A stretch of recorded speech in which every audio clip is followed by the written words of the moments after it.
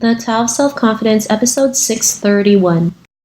Welcome to the Tao of Self-Confidence, where I share stories of amazing women who have discovered their inner journey to self-confidence. Visit our website at thetaoofselfconfidence.com. Your inner journey to self-confidence awaits. Well, hello friend. Welcome to the Tao of Self-Confidence, where I share stories of amazing women who have discovered their inner journey to self-confidence. I'm your host today, Sheena Yap Chan, and today I have a phenomenal lady on the show today. She's a body confidence coach and also the author of Am I Ugly? And I'm really excited to have her on and share her story with us today on self-confidence. So without further ado, I'm going to introduce you to Michelle Elman. Michelle, how are you today? Maybe you can fill in a little bit more about yourself to our listeners. Yeah, hi. Thanks for having me on. I am, as you said, a body confidence coach. I started a campaign called Scar Not Scared because I've had 15 surgeries, a brain tumor, a punctured intestine, an obstructed bowel, a cyst in my brain, and a condition called hydrocephalus. And it was after I went through all those surgeries and got really insecure about the remaining surgery scars that I had that I realized that there was a conversation missing from body positivity. So I started talking about my scars and how we should be including scars in the conversation. And that's how my campaign started. And now I have a following over 200,000 people on my two Instagram accounts, Scar Not Scared and Body Positive Memes. I am a speaker, I am a writer, I'm an author, and yeah, that seems to be the majority of my job now. Awesome. Well, thanks for sharing that. And, it's amazing, what you've been through and you can still, create that positive impact in the world. I know some of us feel like when we have a pimple, it's the end of the world, but here you are after 15 surgeries, you're still, out there, helping people and inspiring them to be more than who they are and, embrace every part of you, right? I believe the scars we have shows us our strength and it's, what makes us beautiful in the end as well. So thanks for sharing that. And Michelle, what's your cultural background? So I am half Chinese and I am half British. I lived in Hong Kong until I was 11, and then I moved over to London when I was 11 for boarding school, and I've lived here ever since.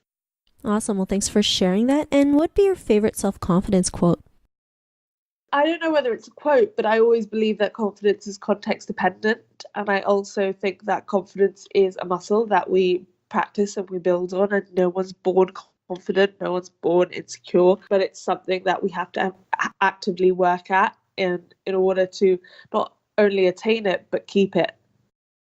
Thanks for sharing that. And I totally believe that as well. I think confidence is something that we work on for the rest of our lives because, we're always going to have new challenges, new setbacks, new ups, new downs. And it's the confidence that helps us, keep going no matter what the situation is. So thanks for sharing that great quote. And, what would be your definition of self-confidence?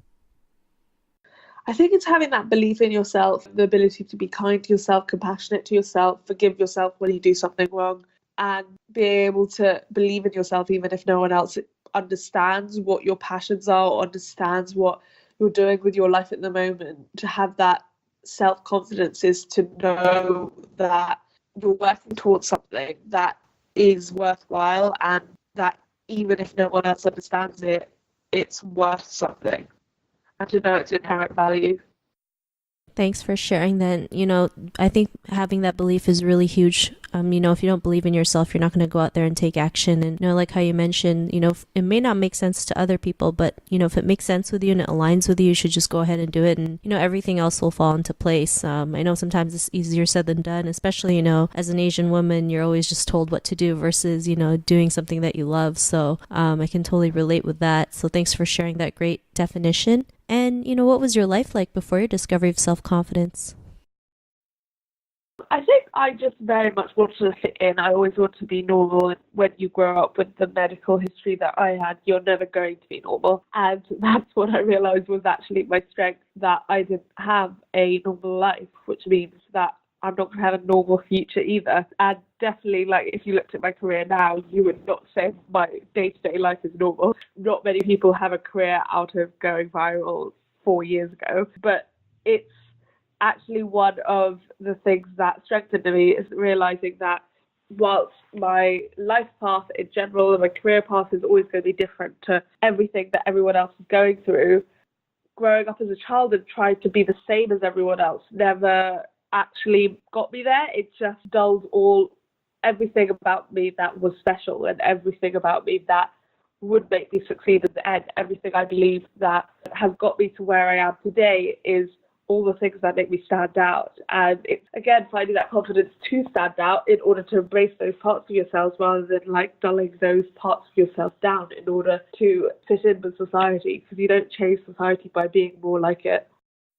Thanks for sharing that. And I know, a lot of us feel like being different, there's something wrong with us, not realizing being different is what, makes us who we are, right? Being our authentic selves. Not everyone is made the same. We all have something different to offer, something special to offer. And we just have to learn to tap into that. And, what was that point in your life when you realized, you had what it takes, to be the person that you are today and have that confidence?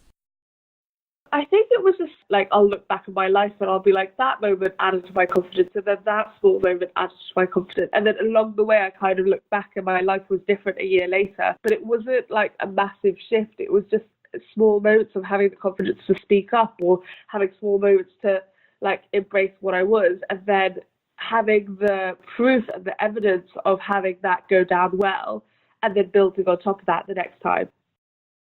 Thanks for sharing that. I love how you mentioned, those small moments, because most people feel like when you're out there building confidence, you need to have like this big leap or take big steps or make huge goals. But it's actually those, small moments or small steps that actually yield the big results. And, because of that, what's your life been like now?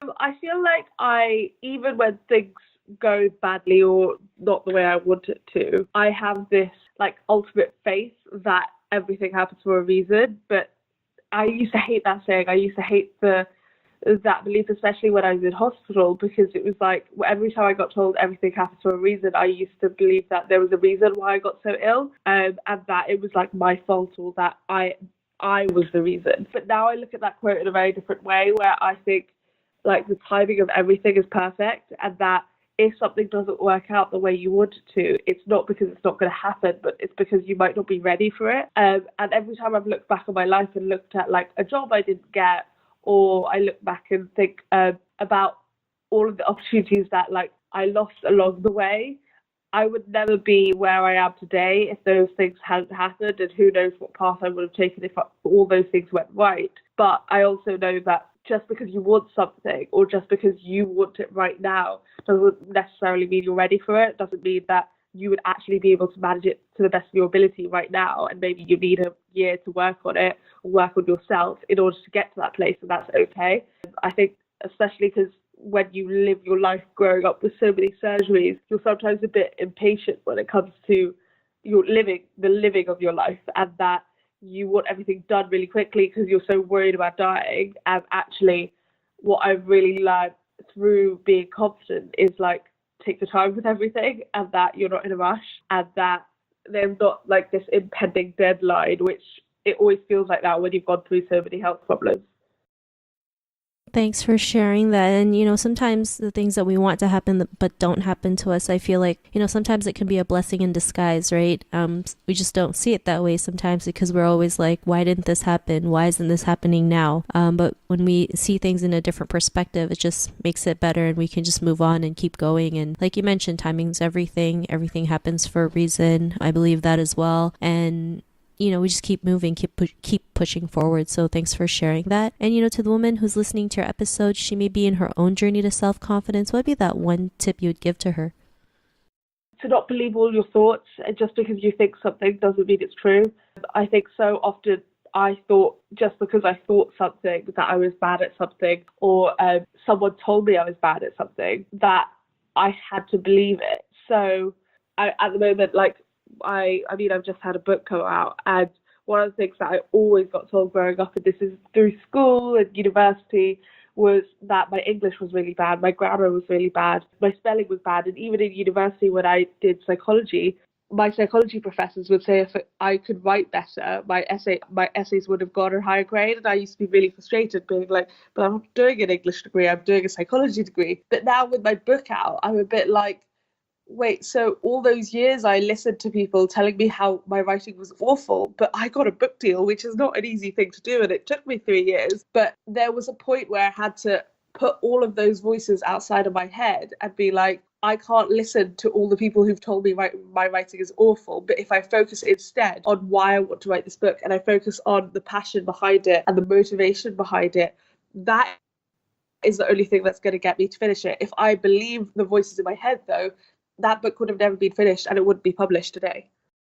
Awesome. Well, thanks for sharing those great tips. And, I love what you mentioned, like you said, just because someone tells you you can't do it doesn't mean it's your absolute truth. It's just someone's perception and you can always prove them wrong, right? I know sometimes we get caught up into it, especially as women. We just feel like if someone tells us we're not good enough, like we just believe it right away. I've been told so many times that I was good enough for a woman, and that also deterred me for so long, not realizing like that was just someone's opinion. It's not the absolute truth, and we can go out there and do amazing things if we just believe in ourselves and take action. So thanks for sharing those great tips. And if our listeners wanted to get to know a little bit more about you and what you do, or check out some of your work, or check out your book, is there any links or social media profiles we can connect with? Yeah, so my website's www.michelleelman.com. You can find me on Instagram at Scarred Not Scared or Body Positive Memes. I'm on YouTube at Michelle Elman, Facebook at Michelle Elman, and yeah, you should be able to find me on all of those. And my book is Am I Ugly? Thanks for sharing that. To our listeners, if you want to connect with Michelle, you can also head on over to the taoofselfconfidence.com and search for Michelle's name. Her show notes will pop up along with everything else that we talked about. And I really just want to thank Michelle for taking the time today to share her story and tips with us on self-confidence. So thank you so much, Michelle. So welcome. Thanks for having me on. Not a problem. It was really great having you on the show. And to our listeners, be on the lookout for another new episode of another amazing woman's journey to self-confidence. And we'll talk to you soon. Bye for now. Thank you for tuning in to another amazing episode of the Tao of Self-Confidence. Get your free self-talk tape for building self-confidence by visiting our website at thetaoofselfconfidence.com. Your inner journey to self-confidence awaits.